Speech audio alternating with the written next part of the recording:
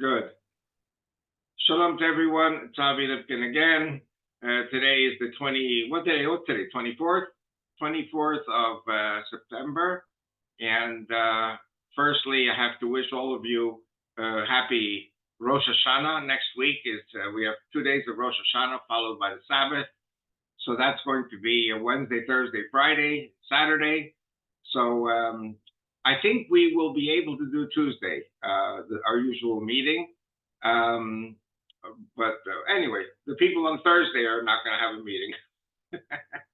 But everything good. I don't know where to start. There's so much going on. What I think is important to stress, and I've been doing these Zooms with you since the beginning of the war almost. If you remember, October 7th, we had this horrible, horrible Holocaust type day. And immediately afterwards, Hezbollah in Lebanon started firing missiles at us on the 8th, the next day. And so we've been getting clobbered from both sides. Gaza was something that had to be dealt with first. And one of the interesting things is that you have a president in the United States, and he says, don't. He said, don't attack Gaza. We attack Gaza. Then he said, don't go into Shifa Hospital. And we went into Shifa Hospital twice. We took out 1,000 terrorists in Shifa Hospital. It became their headquarters. And okay, I see messages popping up, so I look. Anyway, so President Biden said, don't go into Shifa Hospital. Don't, and we went in. And then don't go into Khan Yunis, a major city in the southern part of Gaza, and we went in. Then Rafah, and don't go, and we went in. And then the Philadelphia road bordering on Egypt, don't go in. And now we went into Lebanon, and President Biden said, super, don't go in. And we went in. And now the question is, will there be a ground offensive from the north of Israel into Lebanon? And the answer is yes, because Nasrallah refuses to pull back beyond the Litani River. And until that happens, Israeli settlers, 60,000 of them, who have been forced out of their homes, and many homes have been demolished by rockets and missiles from Hezbollah. So President Biden says, don't. So we're going to go in. You know, they're saying don't because of the elections. They don't want to harm Kamala Harris's chances of winning the election. You know, so the question is, what's more important to Israel? Israel's survival or Kamala Harris's re-election, or the re-election of a Democrat? So I think you can figure out the answer to that. Now, the debate is starting in Iran, because Iran is the next target. President Biden says don't. But Iran is the guilty party. Iran is the one that prepared Gaza to slaughter us. Hezbollah was prepared to slaughter us. The Houthis sent their intercontinental ballistic missile, which we shot down. And now we're going to Lebanon. So these are all things that, you know, the bottom line is that Israel must take care of itself. Israel must work to survive. And all our enemies, which are part of the tentacles of the octopus of Iran, we are chopping off the tentacles one by one. And praise God, I mean, at least until now, we have not lost any human we haven't had human destruction or harmed. And Lebanon is paying. The Hezbollah, they're paying. But we're still at the very, very beginning of the operation in Lebanon. So just to give you a brief idea, the problem with the south of Lebanon is that the Radwan forces of Hezbollah are dug in very deep. Our shelling really does not affect them. And the moment Israeli troops go in, we're going to lose soldiers. And so at this point, the Israeli plan is to postpone as much as possible a land attack, let the Air Force continue plastering the Hezbollah. It seems that we have taken out 50%, praise God, 50% of Hezbollah missiles and rockets, and we're continuing. So if you remember at the very beginning, I kept saying to all of you, we could lose electricity, we could lose internet, we could lose water supply. Praise God, until now, everything is functioning smoothly. And at this point, we haven't destroyed the airport in Beirut. We haven't blown up their bridges. We haven't blown up their electricity yet. And I mean, we're hoping that there will be some kind of logic to the thinking of the problem is, after Israel has taken out all of the major officers in the Hezbollah, there's an Iranian general who is always there with Nasrallah, the head of the Hezbollah. And Nasrallah is taking orders from the Iranian general. And so the Iranian general wants to wear Israel down, not destroy Israel completely yet, but wear Israel down in a war of attrition so that Iran can focus on its nuclear project. So obviously that is something we cannot tolerate. There are mysterious bombings going on in Iran, in oil refineries. Once the oil refineries are down and the Iranian oil is down, Iran goes bankrupt. When Iran goes bankrupt, you will see a rebellion in the streets of Iran. Once Nasrallah is defeated, we are hoping in Israel that we are doing the dirty work for America, that there will be a new government in Lebanon, that Lebanon will be able to start living after it has ejected Hezbollah forces everywhere. And same with Iran. If we can have a rebellion by the people of Iran against the Ayatollah regime, you know what? Iran will become an ally of Israel. Lebanon hopefully will recognize Israel. They better, because if they want to continue fighting, they're only going to lose. So we're looking at two game changers here. I'm sorry about Kamala Harris, but we have to do what we have to do. And so we're waiting to see. We're waiting to see the political developments. Elections are a month away, a little more than a month. And Israel continues pounding away at the Hezbollah. And we're still pounding away at the terrorists. There are rumors that in Gaza, Sinwar has disappeared. Maybe he's dead. Maybe he was killed in one of the Israeli air bombardments. We don't know where our hostages, where our prisoners are. But Sinwar made a very big mistake by attacking us. Lebanon and Hezbollah made a big mistake by attacking us. The Houthis, the Houthis sent 1,500 warriors to Syria to fight us. They're going to be taken care of. So it'll all be interesting to see where this is all going. And we are witnesses to history being made. And for the Judeo-Christian West, this will be a time of remarkable victory. Russia, China, North Korea are not happy, which is good. There is no country in the world that can replace the United States of America. The only problem with the United States of America is America cannot be replaced, but the democratic regime of Biden and Harris has to be replaced. We have to have a good, firm, Christian, biblical based government, at least a lot better than the Democrats.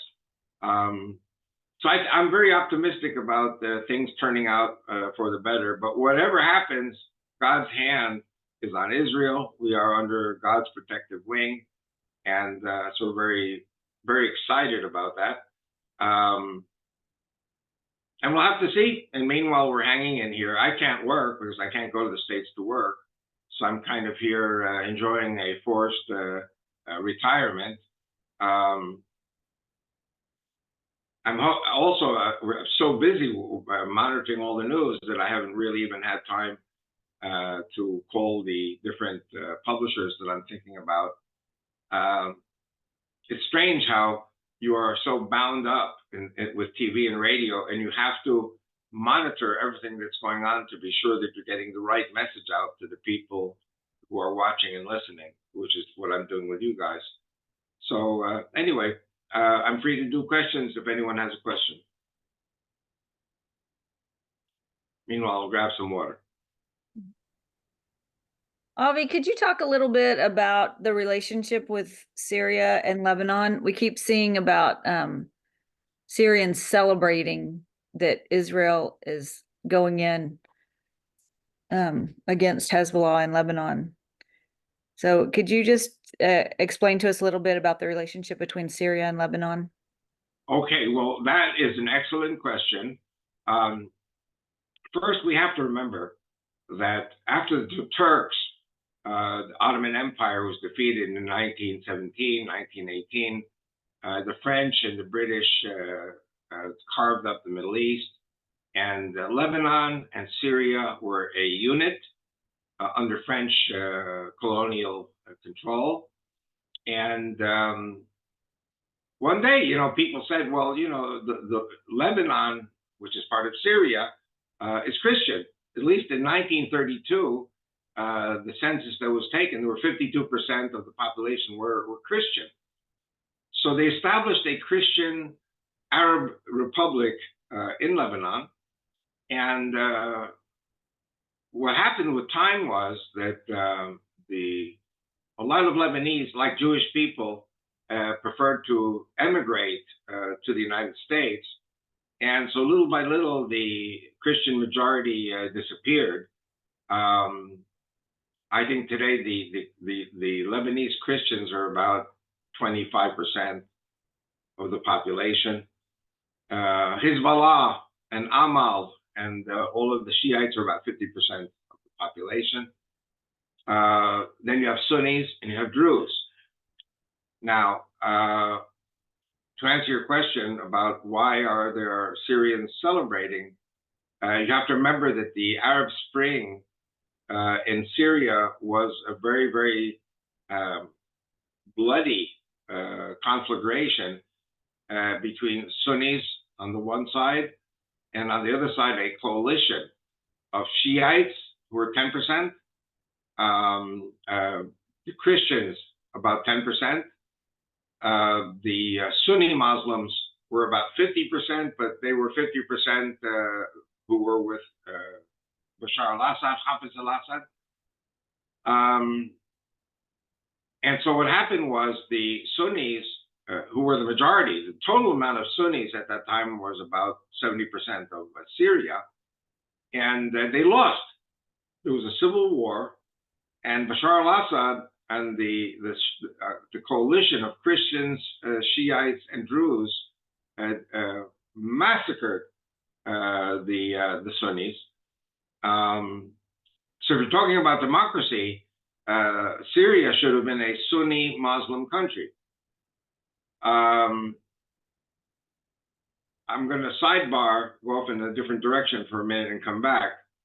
If you look at Iraq, and if you remember the invasion of Iraq by the U.S. military, President George W. Bush was saying, we're going to bring democracy to Iraq. Now, what happened was Saddam Hussein was a Sunni Muslim, and he represented 20% of the population, Sunni Arabs. 20% of the population was Kurdish. In other words, Kurdish are not Arabs, they are Turkic. So that's 40%. 60% of Iraq was Shiite. And so what happened was when George W. Bush said, oh, we're going to bring democracy to Iraq, what's democracy? Majority rule. And so what happened was that the majority was Shiite. So the Shiites took over from Saddam Hussein and the Sunnis and massacred the Sunnis. And so today Iraq really is part of Iran because Iran controls Iraq. In Syria, kind of the same thing happened where the Shiites of Nasrallah, with help of Iran and Hezbollah, made a deal. Okay, now here comes the very interesting part. As I said before, in Syria, the Christians of Damascus, the Christians of Syria, made an alliance with the Shiites and the Druze. In Lebanon, the majority of the Christians and the Druze are with the Shiites. Who is their enemy? The Sunnis. And the countries that joined the Abrahamic Accords with Israel were Sunni. So it's interesting to see that Israel basically is now a de facto ally of the Sunnis. The Christians, who theoretically should be with the Jews and with Israel, if they're going by Avi Lipkin's theory of Judeo-Christian Western civilization, the Christians are with the Nasrallah. They are with Hezbollah. They are with the Druze. And as I mentioned, I think last week, the Druze are now chipping away at their alliance with the Christians and the Shiites. The Druze are getting closer to Israel, but they're still part of the alliance in Syria. The alliance in Syria, like I said, is 10% Christian, 10% Druze, 10% Shiites, and then 20% Sunni Muslims who are part of the establishment. And the other 50% are Sunnis who have been massacred by the Bashar al-Assad coalition. I hope I'm not confusing everyone there, but it's slightly confusing. You have to live here to see how this works. When you said, Lori, the Syrians were praising the defeat of the Hezbollah, you're talking about the Sunnis of Syria who've been scattered all over the world. You're talking about 4 or 5 million refugees from Syria who are Sunnis, and they are now in Europe, they're in the United States, and they're very happy when Hezbollah gets destroyed. And also, you know what? They don't like the Christians and they don't like the Druze. So, you know, for those of us from Israel who are Jewish, it's not an easy thing to understand. We don't have to take sides because everybody hates us. But basically, the coalition in Syria is the same coalition in Lebanon. The Shiites, the Christians, and the Druze are an alliance against the Sunnis. And Israel is making peace and developing relations with Sunni Arab countries like Dubai and the Emirates and other countries which recognized Israel. So the people cheering the defeat of Hezbollah are the Sunni Muslims of Syria who paid so dearly in the civil war in Syria. Did I answer your question, Lori? Yes. It was Hezbollah. I thought you said Hezbollah was Sunni. No? No. Hezbollah is Shiite. Oh, that's what I thought. I thought you said Sunni, though. And they are backed. They are backed by by Iran.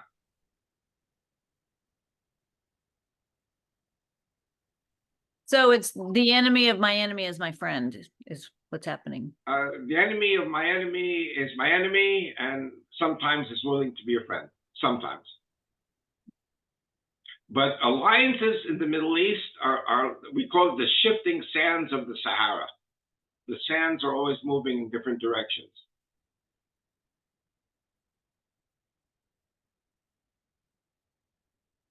Isn't it wonderful that I'm here in Israel 55 years seeing all this crazy business going on? In America, you have the Republicans and the Democrats, and I don't want to say they're all crazy. Everything is crazy. And Winston Churchill once said, you know, democracy is a horrible system, but all the other systems are worse.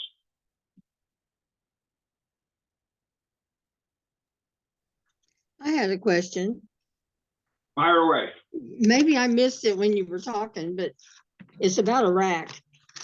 last night I was listening to the news, and I can't tell you anyway who it was, but they made the remarks that Iraq had been shooting missiles towards Israel now.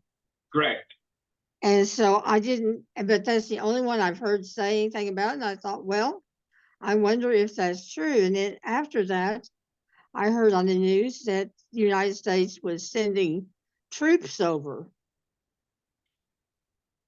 But I don't know Okay. where they were going. I figured Okay. maybe Iraq, but Okay. I didn't know. Okay, firstly, let's straighten out the business of Iraq. Iraq is a country, like I said before, that was 60% Shiite. Saddam Hussein represented 20% of the Iraqis who were Sunni, and he butchered 20% of the population, which is Sunni Kurdish. And so the people who are firing rockets at Israel are the Shiites of Iraq, who are backed by Iran. Iran controls Iraq. Iran controls Syria. Iran controls Lebanon. So this is part of the imperialist expansion plan of the Shiites of Iran. So like I said before, the missiles that you heard about being fired from Iraq are being fired by allies of Iran, militias who are Shiite Muslims. And that's regarding Iraq. Now, regarding American troops going in, there are areas there where you have ISIS. Remember ISIS? ISIS are not good guys. They're the worst.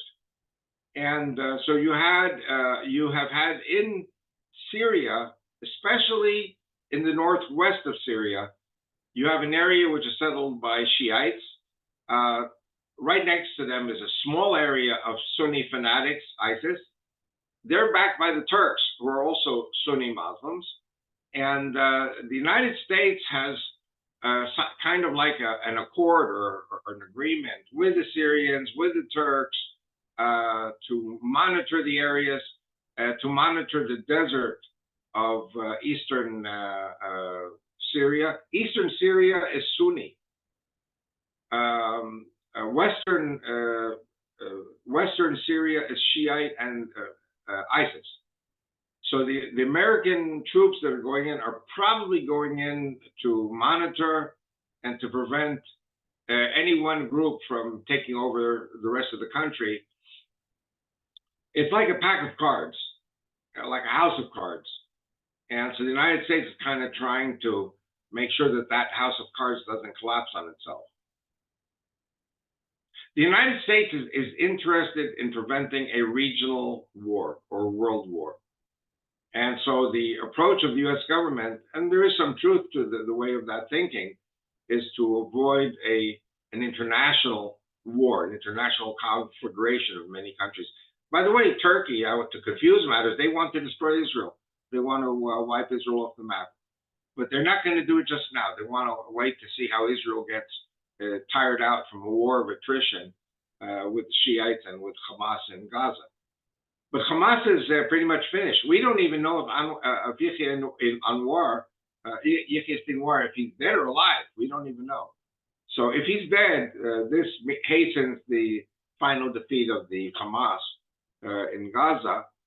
And of course, Israel will then have to administer Gaza with the humanitarian relief. And but Israel will have to cut off one of the tentacles of the Iranian octopus. Now we're cutting off.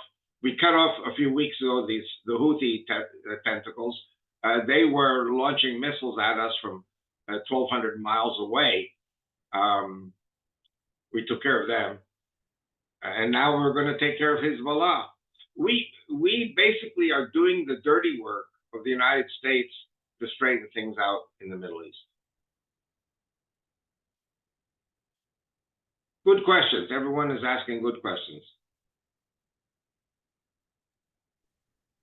I have a question about here in the States. We've got Sunnis and Shiites here. Do they worship they probably wouldn't worship in the same mosque, I'm guessing. Correct. Correct. Well, how would you know one mosque from the other? Is there any distinction? Well, Or let's put it like looks or this. something? Let's put it like this. You know, you've got, for example, Catholics and you've got Protestants. Now, in America, you have Protestants and Catholics going to each other's churches. It's pretty amicable at this time. But, you know, hundreds of years ago, there were the wars of the Protestant Reformation. And many Christians on both sides, Catholic or Protestant, were wiped out. Also, don't forget that there was a time until 1053 AD that all Christians were one church. There were, of course, heretical churches, but the Orthodox, the Catholics in Rome broke away from the Orthodox in Constantinople. So you have the first purge in 1053 between Catholics and Protestants, Catholics and Eastern Orthodox. And then in the 1500s, you had the breakaway of the Protestants from the Catholics. So you do have cases in which Shiites and Sunnis work together. But for example, the ISIS group, they beheaded many, many Shiites. The ISIS are Sunnis, and they hate the Shiites. In America, I believe there are attacks on Shiite mosques by the Sunnis. So I don't hear very much about it because the FBI is on top of it. But listen, you've got people, I don't say good people, you've got people who have learned to live together. And then there's a very large group on both sides that hate each other. All these people who fled from the Middle East. Good question. Do you want to know the difference between Shiites and Sunnis? Between not Shiites and Sunnis. Yes, Shiites and Sunnis. When Muhammad died, there were 4 caliphs who followed him, and they are the forefathers of the Sunnis. When the 4th caliph died, actually the 4th caliph was the son of Muhammad, Ali, and there was a power struggle as to whether the family of Muhammad would rule or the officers under him would rule. And the Sunnis today are from the officers, and the Shiites today are from Ali. That's all it is. It's a battle for the power to control Islam. It's kind of like the mafia is divided up into families. And for them, family values is you don't tread on my turf and I don't tread on your turf, and they fight each other. That's the difference between Sunnis and Shiites. Do we have both funding our universities here? Yes. The Shiites and the Sunnis both then? Listen, in 1979, when the Shah of Iran fell, there were many, many Iranian Shiites who had to flee to the United States or be beheaded. I heard an estimate at one time of 9 million Shiites came to America. The Iranian Shiites were very, very, very wealthy. And there was a tremendous influx of Iranians who were Shiites, and they brought, I don't want to say billions of dollars, but they brought a lot of money with them from Iran to the United States, 9 million people. Then there was the war between Iran and Iraq, 1980 to 1988. And since then, about another 9 million Sunnis came to the States. Then you have the black Muslims in America, that's another 4 million. So right there you have 22 million. And I write about this in my book, and this is years ago. I think today you have 30 million Muslims in the United States. And yes, a lot of them are Shiites, a lot of them are Sunnis.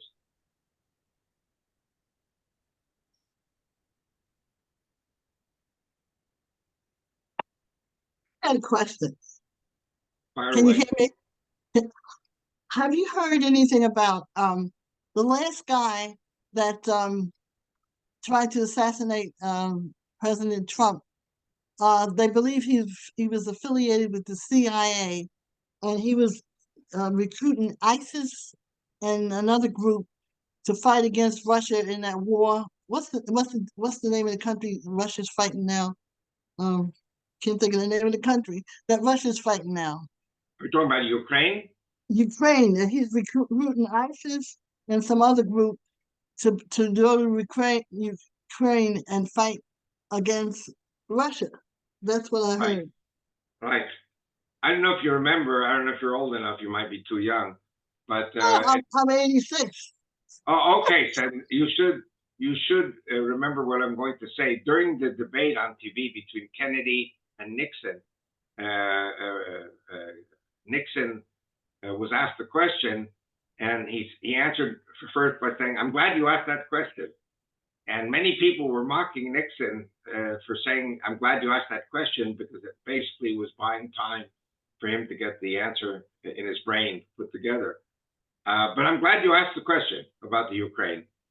And I have to tell you, it's an interesting thing that you have in the Ukraine many Sunni Muslim volunteers who fled from Syria.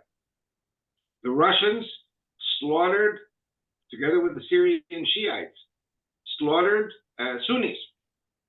So many Sunnis went to the US, many Sunnis went to Europe, and many Sunnis went to the Ukraine.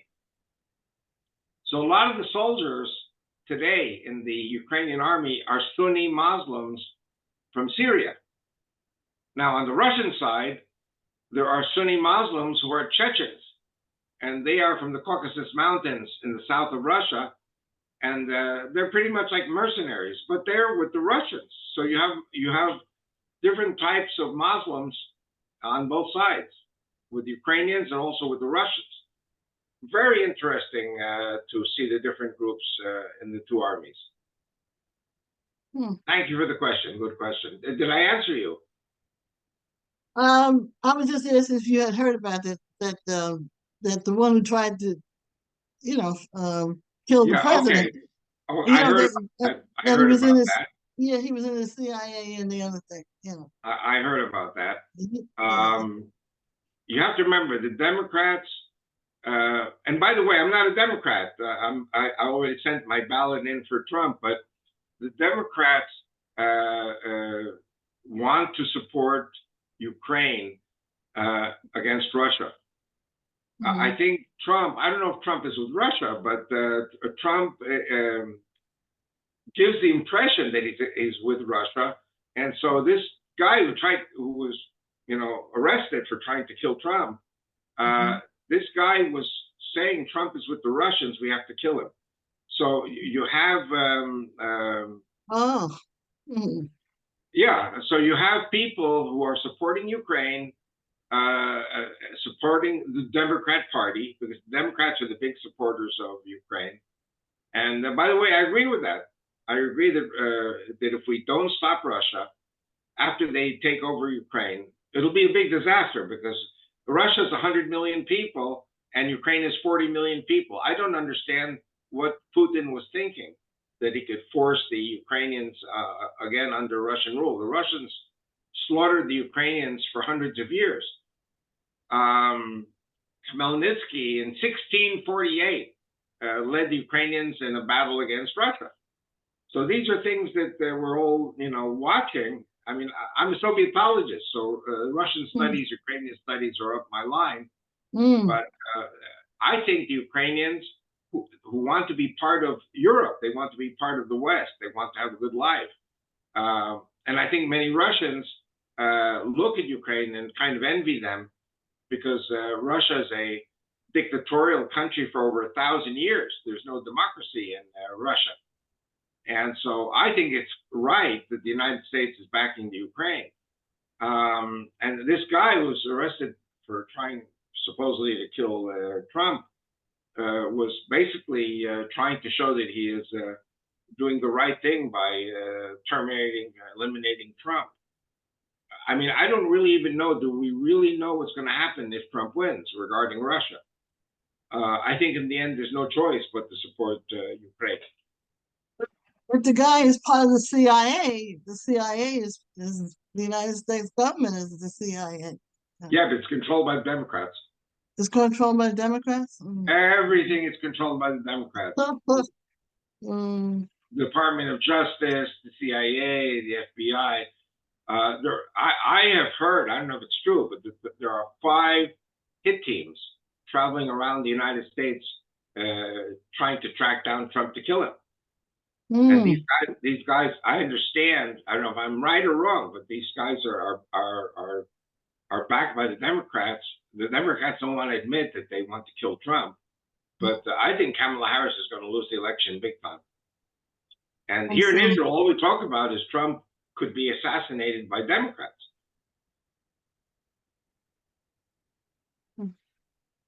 Thank you. My pleasure, my dear.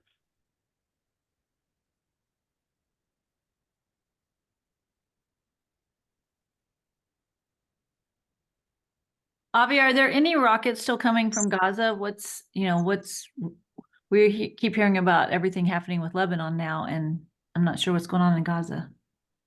Well, it is known that there were so many rockets before this war started. There are missiles, rockets under the ground in storage. The moment any of these terrorists fire a rocket, within 2 to 3 minutes, these terrorists are dead. We have such electronic surveillance. We know every missile that is fired. We know what building it came from, where it came from. We usually know who the terrorist is. I mean, can you believe it? We have a list with names of terrorists, their names and where they serve and what they do. And we made a very big mistake by being blind on the 7th of October, but we overcame that very quickly. Unfortunately, 1,200 innocent people were killed at a party. But it could be that there are individual rockets fired off here or there, not accurate rockets. The important thing is that the 100,000 Israeli people who were forced out of their homes in the south are now trickling back to their homes. They're rebuilding everything. And there's actually a very big building spree going on now around Gaza. Many people are buying homes there now. And it seems like it's the place of the future if you want to buy a home. Now we've got to do the same thing in Lebanon and get the 60,000 Israeli settlers back into their homes. So are the people going back to the kibbutzim around Gaza? Around Gaza, yes. I've heard that 70% of the displaced people have gone back. There's also an increasing demand by the 10,000 Israelis who lived in Katif to go back and resettle Katif and other settler kibbutzim and moshavim that were in Gaza. But Netanyahu doesn't want to push too hard because of the pushback from the U.S. government. So Israel is focusing now on the military aspect of the war. But there are people who want to go back to live in Gaza. But the areas around Gaza are being resettled again.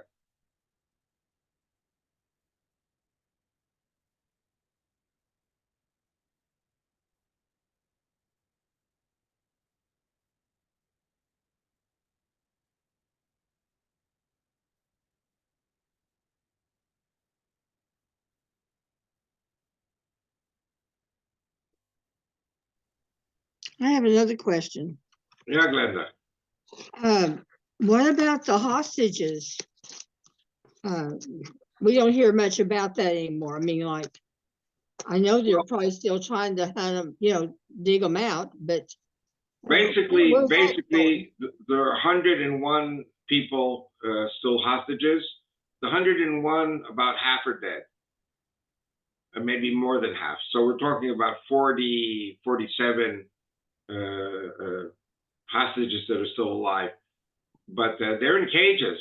They're locked up in cages. We don't even know where they are. And the fear is if we go in to retrieve them, they will be annihilated by the Hamas guards.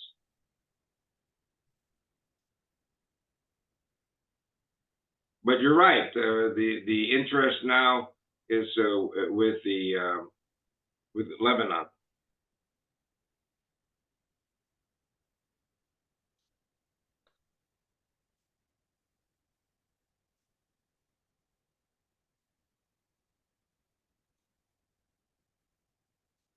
I'll say something also, which is a very sad thing, which I should not say, but listen, in war, you've got casualties.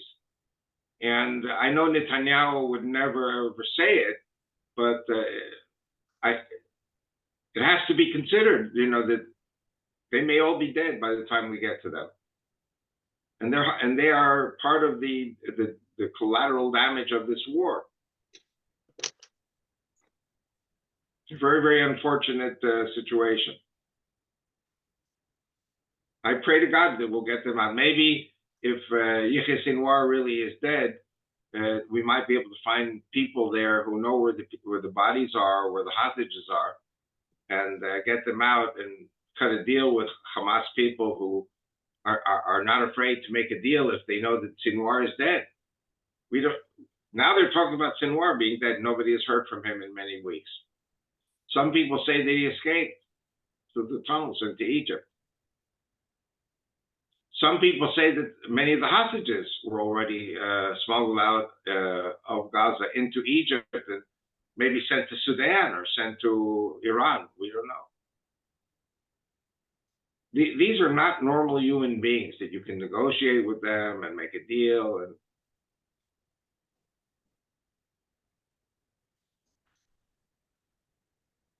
thank you, Glenda.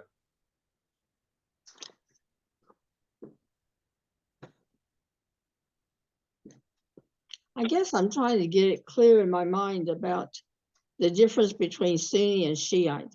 Do they dress differently, or they have the same colors, same flag colors? I mean, if I saw them on the street, is there any distinction in the colors or the styles that they wear, or are they all basically the same style, the same colors, the same?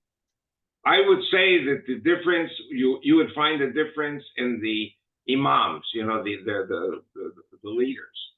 They some wear Shiite type garb, and the Sunnis some wear Sunni type garb. But the poor people, the regular people, they all dress the same.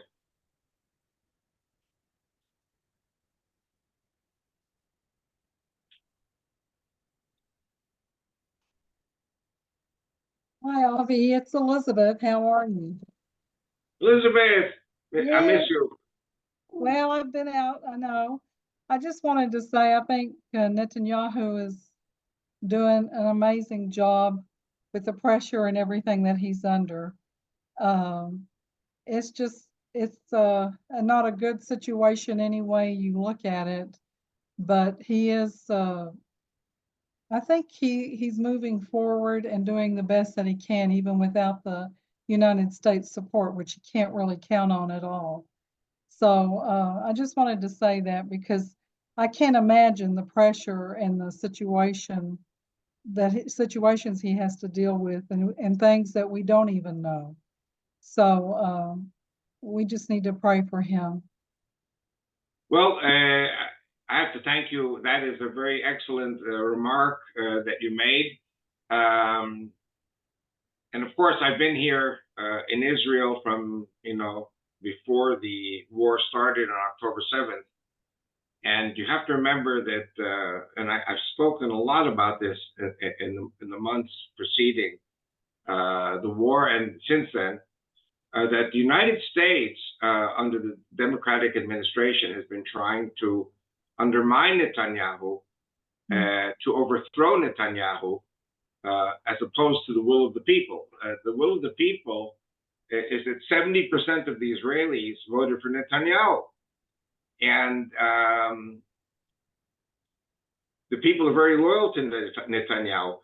The former prime minister who was against Netanyahu, Ehud Barak, was saying he has 3,000 people who are going to overthrow Netanyahu, start a revolution with bodies in the streets, and very, very happily, in my opinion, we were fortunate that no civil war broke out.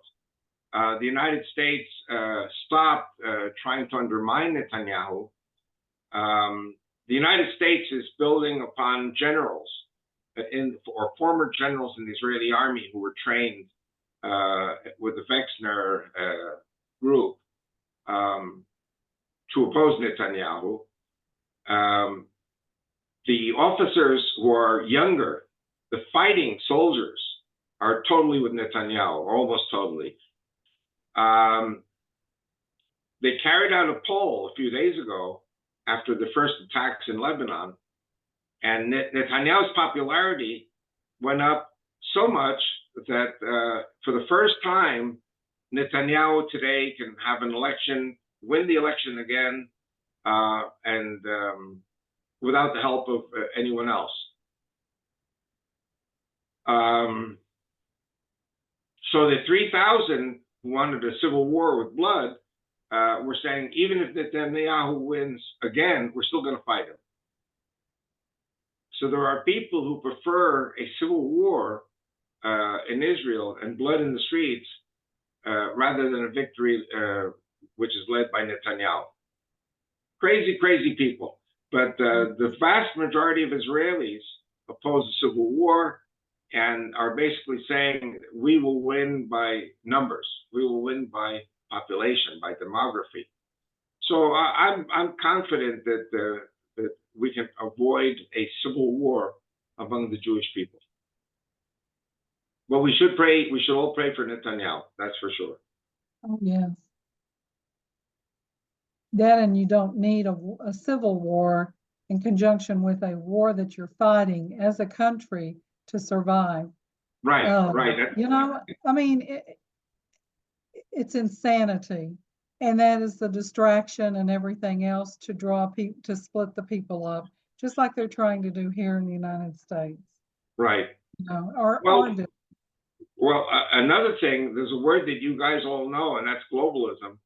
And the same globalists in Washington who want to impose on the American people what they want to impose are the same globalists who want to impose on Israel a globalist socialist system and defeat Netanyahu, because Netanyahu represents the religious and nationalist people.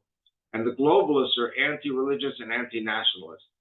But like I said before, 70% of the Israelis are solidly behind Netanyahu. So we have to pray for Netanyahu also that he doesn't get assassinated. that's very true. Trump and Netanyahu are actually very similar in that sense. Yes, they are. The majority of the people in each country support them, and yet there are people who are not willing to accept the will of the majority.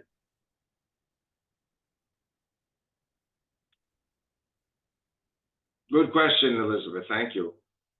Thank you. Thank you. Okay, I see Lori's asking me about additional reservists being called up for fighting. Things are very, very touch and go in Israel, and Israel doesn't talk about it. But as a person who went through something like this in 1982, I had a business. I don't know if you ever heard of Waterpik, but my wife and I were the exclusive importers of Teledyne Waterpik in Israel for 10 years. And finally, what destroyed the business was the reservist call-ups I was constantly getting in artillery. And so we lost our business, we lost our home, we lost all our possessions. And thanks to my work with the Christians, I found a new employment for the last 35 years. And God restored my home and God restored everything. I'm lucky my wife didn't kill me or divorce me. She stayed loyal. And so, you know, we are okay in that sense. But I do understand there are a lot of reservists who are losing everything. They're losing their homes. They're losing their businesses. There are soldiers who are getting divorced. I mean, people are always getting divorced. You always have about 50% of the marriages in Israel end in divorce, and that's without a war. So it's very hard to know what role the war plays in divorces. But the situation with Lebanon is the war in Lebanon, if we move in, will be a very difficult situation as far as manpower. And so the Israeli military is very, very much against expanding the war to Lebanon. But the Israeli military is saying, bomb the heck out of them with the Air Force, and then try to strike a deal. And the U.S. agrees with that. The U.S. is with the generals. Generals are with the U.S. But the problem is you cannot have 60,000 Israelis who are displaced on the border with Lebanon until you can provide protection for these people, that they can move back into their homes and not be shot at by Hezbollah and the Radwan terrorists. So it's a good question. I don't know what's going to happen with this question of reservists. What we do have over the last year is we have now the broadening of the military base with new soldiers, young soldiers coming in, conscripts. And so we're hoping that to maintain as many of the reservists as possible, but the conscripts will basically become more and more the backbone of the Israeli army.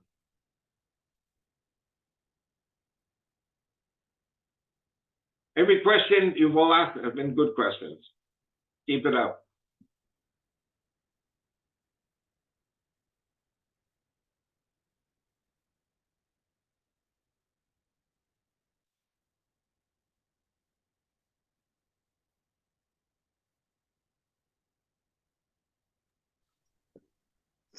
Have any of the bombs or the shootings that's going on come near where you're living? No. I'm very offended.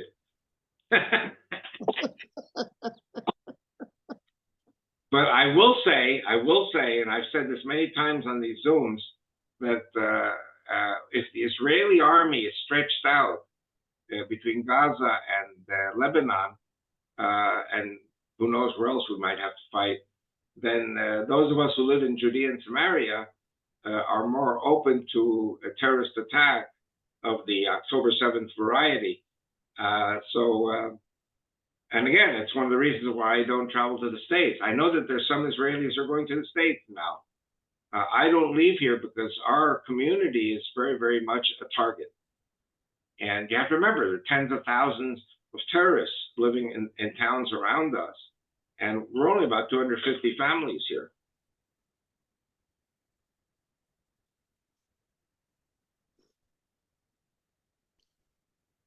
With Rachel retired, but still monitoring everything, is she working with the government in any capacity? No, she's retired, and she's working with me. In other words, whether I like it or not, she's going to give me a lecture when she finds a very interesting piece of information. And fortunately or unfortunately, Rachel is always right. So I really need to listen to her. And she provides me, as always, with a lot of information that I can share with you on Zoom. I don't know if you guys appreciate this or not, but when I speak to you, I'm giving you the kind of news that only Rachel could give me, not the kind of news that has to be chewed over and regurgitated in the mainline media. So Rachel is giving me the hot mic, let me tell you.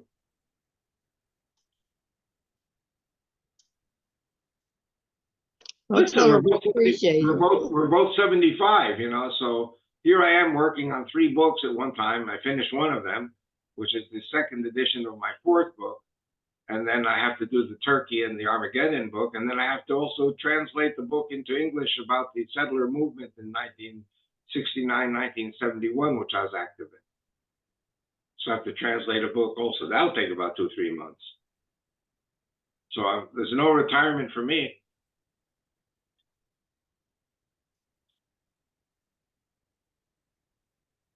Well, we appreciate Rachel, so. Hey, I appreciate her too. She made a very good lunch for me today. Every time she cooks, I end up eating and eating and eating, and then I have to work it off.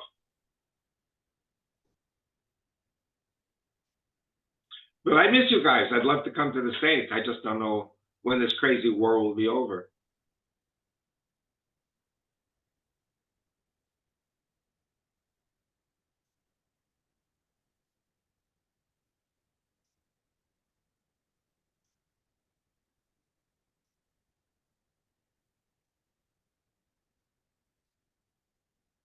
I'll probably think of something later, but right now I can't think of anything more, so I'll just I shall mute myself. Well, whenever you feel like it, unmute and ask a question. But we're good here. I see a lot of people here today. It's good.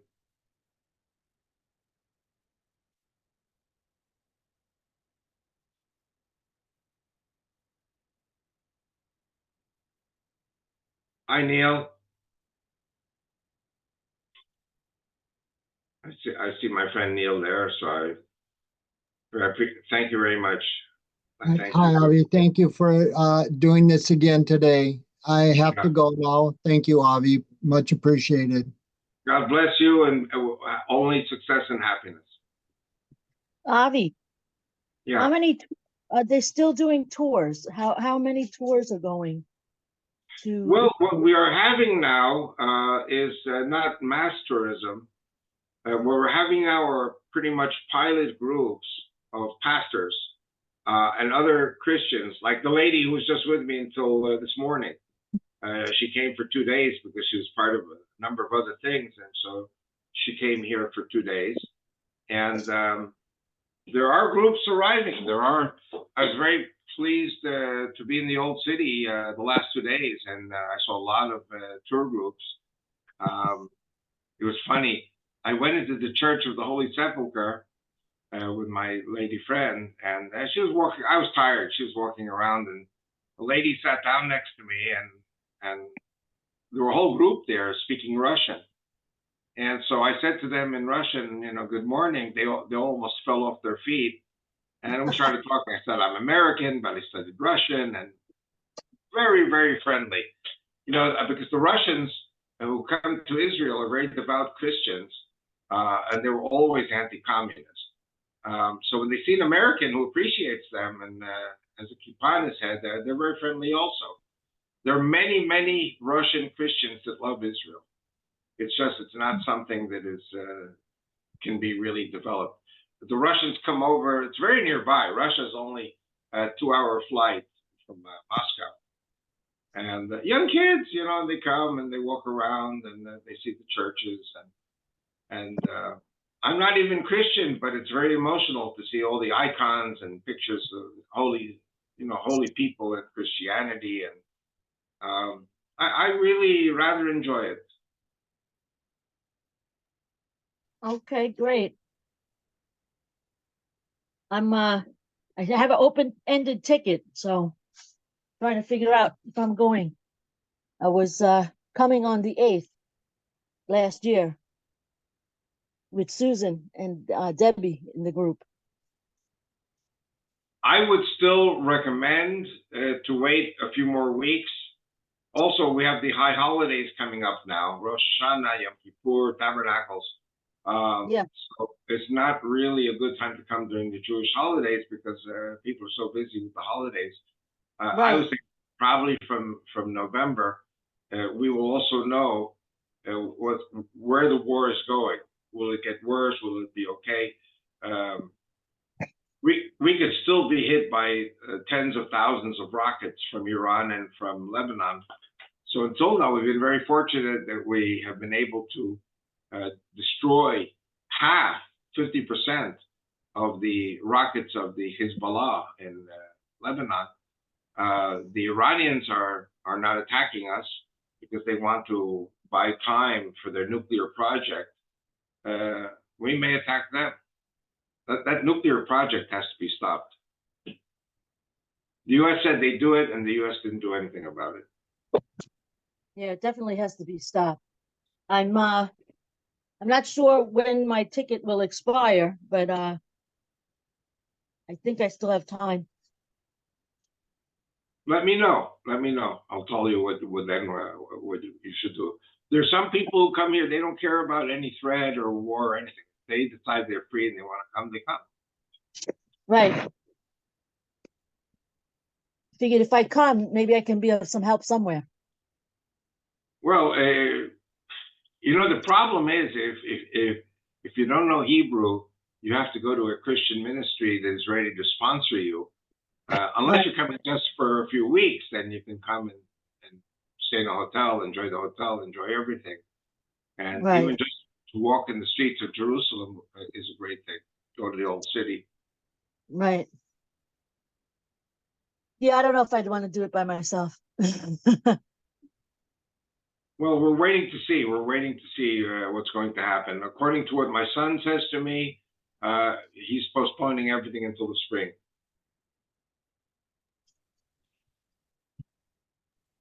Spring is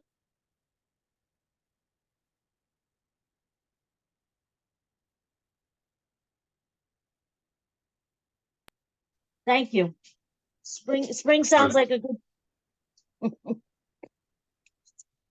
Don't forget, God willing, my grandson is getting married on December the 2nd. So I think my son planned it for that time. The war that's happening now with Lebanon should be over by then. And then we'll see what happens, what decision will be made regarding Iran. So I think he thinks December, January will be a good time for tourism. I'll keep an open mind. Yeah. All right, thank you.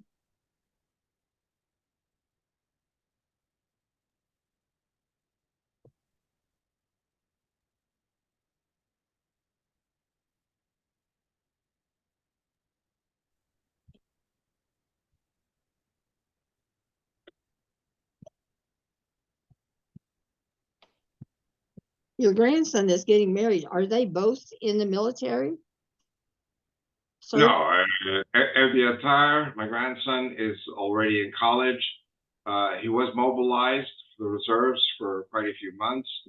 And now he's trying to catch up with all the tests and papers that he has to submit. He says it's hard, but he's trying to catch up with his work. My prospective granddaughter-in-law passed her exams, and now she's in special education for handicapped. So she's already working in her field, and we'll see what happens with my grandson.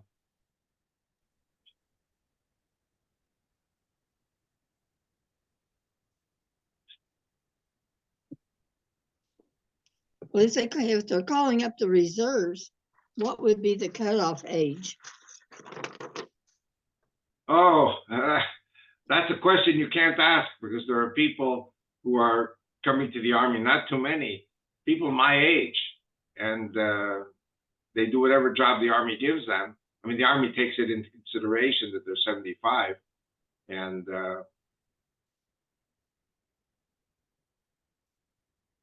So I mean, could I'd love to go all back to the day. Army, but for me to go back to the Army would take me away from the Zooms and from the work I'm doing on the books. And the book, translating and writing books is something you have to be all the time on the computer. You can't be in the Army. And I feel the work I'm doing is a kind of educational and religious warfare for God, for you. So I don't know too many people who are writing 3 books at the same time and doing Zooms. So I am kind of busy. And I do wash the dishes. That was supposed to be funny. We're glad you're doing your part. Yeah. Well, I want to live. All right. Are you in touch with Vicky? Yes, she's got another grandbaby she just had, and so she's been in, well, she's had 2 grandbabies, one in September and one, well, I think, no, they were both, one in August and one in September. So now she Right. has 5 grandchildren. So grandma has a lot of work to do. Yes, she does. So Give, she give her goes, my regards. I Give sure her- will. I sure will. You think that's a wrap for today, Avi? I'm fine, whenever you guys are ready, and I want to say I want to pray for quiet time and no war, but the problem is this is a war with Lebanon that has to take place and has to be finished. So meanwhile, it's a quiet time, and it seems you guys are pretty good, pretty up to date. So, and we'll meet, God willing, next Tuesday. Great. Thank you. Appreciate it. Thank Thank you, you. y'all. Shalom, y'all.